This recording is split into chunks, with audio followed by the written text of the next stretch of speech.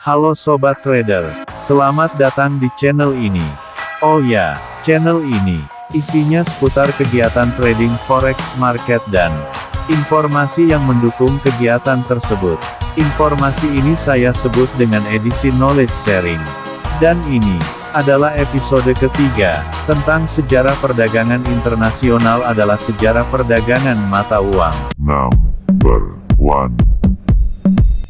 Ke perdagangan, yang pertama kita bahas adalah logam mulia. Sistem uang logam mulia adalah sistem perdagangan pertama di dunia yang menggunakan uang sebagai alat transaksi tukar-menukar barang atau jasa, menggantikan sistem barter. Sistem ini muncul 2700 tahun lalu berkat kemajuan ilmu pengetahuan di bidang metalurgi. Melalui kerajaan Lydia, pada tahun 700 Masehi uang akhirnya diperkenalkan dalam bentuk logam mulia. Penggantian sistem barter ke sistem logam mulia memiliki beberapa alasan, seperti sulit mempertemukan orang yang saling membutuhkan, dan saat waktu bersamaan itu tiba bisa jadi barang yang akan ditukar kondisinya sudah tidak layak. Setelah proses pencarian media tukar dimulai dari batu dan pada akhirnya dipilih logam mulia dengan alasan memiliki ketahanan struktur, sulit didapat atau langka, dan dapat diukur konsisten.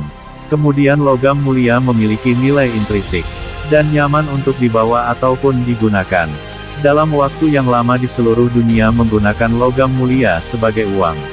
Pada sistem perdagangan logam mulia melahirkan 3 standar yaitu standar perak, standar emas, standar bimetal, yang berarti standar perak dan emas digunakan bersamaan.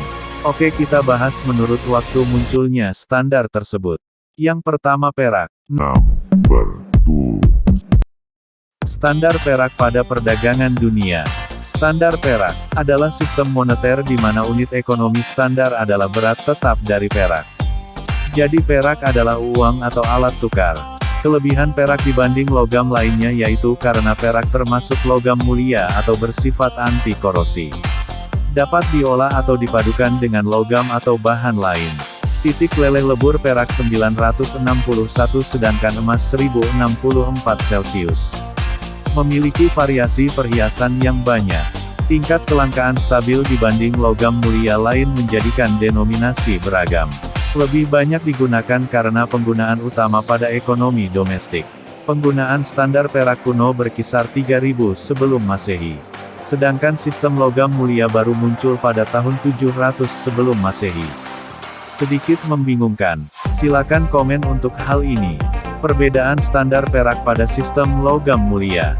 Uang sudah memiliki bentuk standar pencetakan atau standar koin. Terukir nilai koin berdasarkan berat secara langsung atau denominasi yang beragam dengan hitungan tertentu. Dikarenakan koin memiliki nilai maka tidak perlu ditimbang dahulu.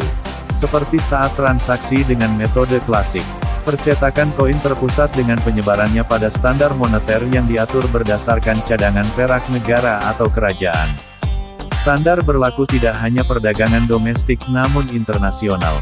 Tapi terbatas hingga standar perak internasional tahun 1497 muncul di Spanyol. Standar perak internasional, ini ada peranan dari seorang Columbus sang penemu benua Amerika. Dan sejak kolonialisasi Kekaisaran Spanyol di benua Amerika. Puncaknya, dengan ditemukannya deposit perak terbesar di dunia yaitu wilayah Potosi. Kekaisaran Spanyol sejak reformasi moneter tahun 1497 menjadikan Spanyol standar perak internasional pertama di dunia dengan ketentuan. Mata uang Spanyol, dolar atau peso Spanyol sebanding dengan 8 rial Spanyol.